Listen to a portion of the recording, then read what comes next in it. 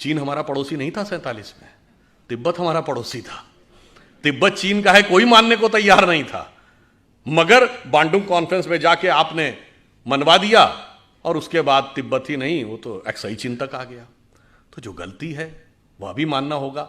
आपको पता है नॉर्थ वेस्ट फ्रंटियर प्रोविंस जो आजकल खैबर पख्तूनवा है, फाटा का इलाका, वहां मुस्लिम लीग नहीं जीती थी, वहां कांग्रेस जीती थी।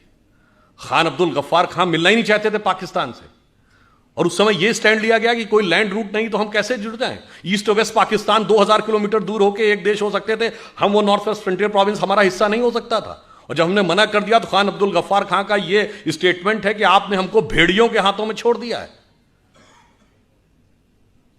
पता है आपको, बलूचिस्तान यह पाकिस्तान का हिस्सा नहीं था।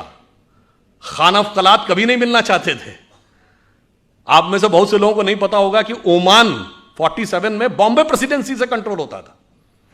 ओमान हमने कितना छोड़ा है, कितना गंवाया है, सब कुछ गंवाते चले गए। एक बात विचार करिए, हम 2022 में बैठे हैं, जरा 1918 या 19 का 105 साल पहले का भारत छोड़ देखिए। सिर्फ पाकिस्तान बांग्लादेश ही नहीं, अफगानिस्तान बर्मा भी हमारा हिस्सा था। हमने बताया ना, ओमान तक उससे कंट्रोल होता था। तब तक ना तिब्बत चीन का हिस्सा था, ना शेंगन चीन का हिस्सा था। सोवियत संघ का गठन नहीं हुआ था, तो हम सबसे बड़े देश थे। An entire China was Buddhist, considering Hindu and Buddhism as a one family religion. We were the biggest religion on earth and we were the biggest country on earth. और आज जो हालात हुए, अगर मजबूत सरकार नहीं रही तो 2047 तक जो हालात हैं, कश्मीर वैली में क्या होगा, क्वेश्चन मार्क। नॉर्थ ईस्ट में क्या होगा, क्वेश्चन मार्क। केरल और पश्चिमी उत्तर प्रदेश के कुछ इलाके और बंगाल के, बांग्लादेश से जुड़े इलाकों में क्या होगा, क्वेश्चन मार्क। नक्सल प्रभावी इलाकों में, छत्तीसगढ़ में, झारखंड में, उड़ीसा के इंटीरियर इलाकों में क्या होगा, क्वेश्चन मार्क। यानी खतरा यह है कि मजबूत सरकार ना हो तो आजादी के 100 साल बाद हो सकता है हम अपने उस ओरिजिनल इलाके के आधे रह जाएं। इन सब चुनौतियों को समझना है और उसके अनुसार हमें यह संघर्ष करना है कि स्वतंत्रता को हमें सार्थक करना है। उसके लिए हमें इन सारे जितने भी प्रकार की चीज़ें हैं उससे चौकन्ना रहना है। और जो मैकाले का माइंडसेट 19वीं सदी का और मार्क्सवाद का माइंडसेट 20वीं सदी का, दोनों से अपने मन में जितने विष हैं उस मनोरोग से मुक्ति पानी है। और जो अभी कहा गया था कि 21वीं सदी हमारी होगी, तो मैं बताना चाहता हूं कि 1 जनवरी 1901 को जब इस देश में सूरज उगा तो पूरे देश में किसकी सरकार थी, अंग्रेज की। 1 जनवरी 1951 को पूरे देश में किसकी सरकार थी, कांग्रेस की। और 1 जनवरी सन 2001 को जब 21वीं सदी के सूरज की पहली किरण इस देश की धरती पर गिरी तो इस देश में किसकी सरकार थी, अटल जी के नेतृत्व में भाजपा की। अगले दशक में मोदी जी के नेतृत्व में स्पष्ट बहुमत की। मतलब बहुत साफ है नियति का संकेत कि 19वीं सदी अंग्रेज की थी, 20वीं सदी कांग्रेस की थी, 21वीं सदी भारतीय जनता पार्टी की।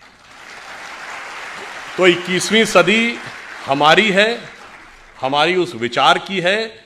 इसलिए अब हम आगे बढ़ें और मन में यह पूरा कॉन्फिडेंस रखें कि अगला वक्त हमारा ही आने वाला है। और ये सिर्फ देश के अंदर नहीं, बस एक पंक्ति कहकर बात समाप्त करता हूं। देखिए, दुनिया का आप पूरा देख लीजिए। एक दौर में 2500 साल पहले हम दुनिया के पावर सेंटर थे, economic, intellectual and military power centre. जब वो खत्म हुआ, भारत का डाउनफॉल हुआ, तो सेंटर कहा गया king Darius of Persia, Iran की तरफ चला गया। फिर जब ईरान का डाउनफॉल हुआ तो मेसोपोटामियन एम्पायर, बगदाद का एम्पायर। फिर उसका डाउनफॉल हुआ तो टर्किश एम्पायर। टर्किश एम्पायर के बाद रोमन एम्पायर, पहले ईस्टर्न रोमन एम्पायर जिसका इस्तांबुल कैपिटल थी जो आज टर्की की है, उसके बाद रोमन एम्पायर। रोम का डाउनफॉल हुआ तो पुर्तगाल और स्पेन का जमाना। पुर्तगाल और स्पेन के बाद ब्रिटेन और फ्रांस का जमाना। ब्रिटेन और फ्रांस के बाद अमेरिका का जमाना। अमेरिका में सबसे prosperous west coast, San Francisco, Los Angeles belt. उसके बाद अब पिछले 100 साल में आ जाइए, जापान का जमाना। जापान के बाद आ जाइए पिछले 50 साल में tigers of the Asia Pacific, Hong Kong, Taiwan, Singapore, Macau. अब चीन का जलजला चल रहा है। तो अगला मुकाम क्या है, इसमें कोई संदेह मत रखिएगा कि अगला मुकाम हमारा आने वाला है। और हम यदि दुनिया में आगे बढ़ेंगे तो we are not there to dominate the world, we are there to motivate the world. चीन दुनिया को दबाने के लिए आगे आ रहा है, हम दुनिया को प्रेरित करने के लिए आगे आ रहे हैं। और इसीलिए हम वर्ल्ड की सुपर पावर नहीं बनना चाहते, हम जगत गुरु बनना चाहते हैं। क्योंकि पावरफुल व्यक्ति के बगल में खड़े होकर अक्सर आप संकोच, ठिठका, कहीं कहीं दबा हुआ महसूस कर सकते हैं। परंतु गुरु के बगल में खड़े होकर आप आनंदित, आह्लादित और उन्नत महसूस करते हैं, और जिसकी झलक योग दिवस के रूप में दिखाई पड़ने लगी है कि हम राष्ट्र से लेकर व्यक्ति तक को मोटिवेट करने की क्षमता रखते हैं। और फाइनली एक बात और कह दूं, ये प्रेरणा हमें कहां से मिलती है? आज आप देखिए, चाइना ताइवान के ऊपर डोमिनेट करना चाह रहा है, तो रशिया यूक्रेन के ऊपर डोमिनेट करना चाह रहा है, तो पूरी दुनिया की जियोपॉलिटिक्स इस पे चल रही है, एनेक्सेशन, सब्जुगेशन एंड डोमिनेशन।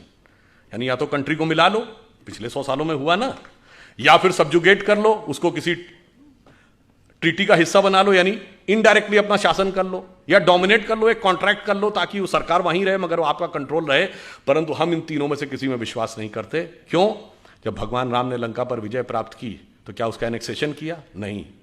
वहां कोई अपना डिप्टी या वाइसराय अपॉइंट किया, यानी सब्जुगेशन किया? नहीं। वहां से कोई कॉन्ट्रैक्ट साइन कराया, यानी डोमिनेशन किया? नहीं। मूल्यों को स्थापित किया और सह अस्तित्व का विचार दिया। इसीलिए we are the only country in the world we never went for invasion, and if somebody consider Hinduism as a religion, we never went for conversion, because we are having no concept of conversion. और पूरी दुनिया में आग लगी हुई है इसी वजह से। इसलिए अगर 21वीं सदी में विश्व का उदय होना है तो वो सिर्फ हम ही दे सकते हैं, और हमारे अंदर ही वो क्षमता है। अटल जी की कविता की यह पंक्ति, उस विचार जिसे सांप्रदायिक कह के बहुत लांछित किया जाता है, वो सिर्फ हमारी उन्नति के लिए अमृतकाल जरूरी नहीं है। जब 2047 में हम उस पीक के ऊपर बैठे होंगे, उस समय हम दुनिया को क्या दे रहे होंगे? उनकी प्रख्यात कविता जो पुराने लोगों को याद होगी, हिंदू तन मन हिंदू जीवन, रग रग हिंदू मेरा परिचय। तो उन्होंने कहा था कि होकर स्वतंत्र मैंने कब चाहा मैं कर लूं जग को गुलाम, मैंने तो सदा सिखाया है करना अपने मन को गुलाम। गोपाल राम के नामों पर कब मैंने अत्याचार किया, कब दुनिया को हिंदू करने घर घर में नरसंहार किया।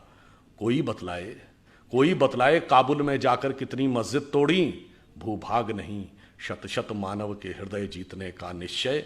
हिंदू तन मन हिंदू जीवन, रग रग हिंदू मेरा परिचय। और फाइनली एक कॉन्सेप्ट अपने दिमाग से पूरी तरह निकालना पड़ेगा। ये जो हमसे कहा गया ना, हम वो देश थे जो आके सेटल होते गए तो लोग बसते चले गए। सरजमीने हिंद पर अक़वाम आलम के फिराक, काफिले बसते गए हिंदोस्तां बनता गया। ये हम सराय नहीं थे कि आके सेटल होते गए, हम वो थे जहां ज्ञान का पहला उदय हुआ और पूरे विश्व को हमने संदेश दिया। इसलिए हमारा राष्ट्रवाद क्या है? हिमालय के आंगन में प्रथम उसे किरणों का दे उपहार, उषा ने हंस अभिनंदन किया और पहनाया हीरक हार। जगे हम लगे जगाने विश्व लोक में फिर फैला आलोक, व्योम तम पुंज हुआ तब नष्ट, निखिल संस्कृति हो उठी अशोक। तो संपूर्ण संसार को शोक से विरत करके उसे सुख के मार्ग पर प्रेरित करने की सामर्थ्य हमारी है। इसके लिए आप प्रण करें, कमर कसें, स्वतंत्रता को सार्थक करने कमर कसें, बलिदान करें, जो पाया उसमें खो न जाएं, जो खोया उसका ध्यान करें।